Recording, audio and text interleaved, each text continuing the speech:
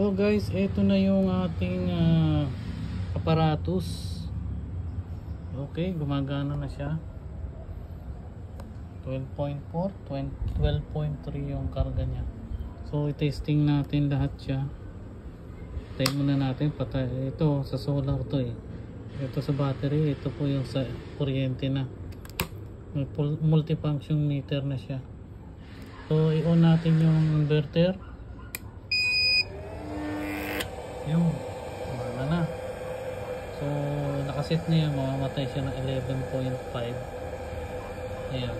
So tingnan natin itong ipan. Yun. So ang konsumo ni ipan ay so ang dami na kuko ko 11.6 watts.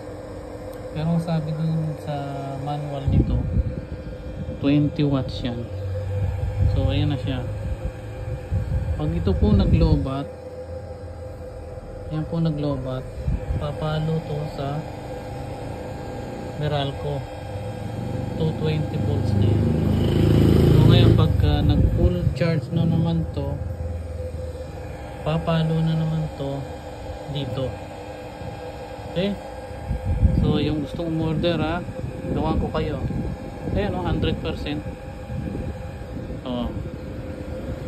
Pwedeng TV, pwedeng rep, CCTV, ano pa ba, wifi. Basta ang battery nyo po na ganito is 100 Ah. Dalawa, mas maganda dalawa. Okay po, tapos yung ganito nyo po is yung isang klase. Kasi ang kaya lang po nito is 200 watts. So bili kayong panel na ganito kalaki. Yan, ganito. Ayan po. Ayan po. Ayan. Okay.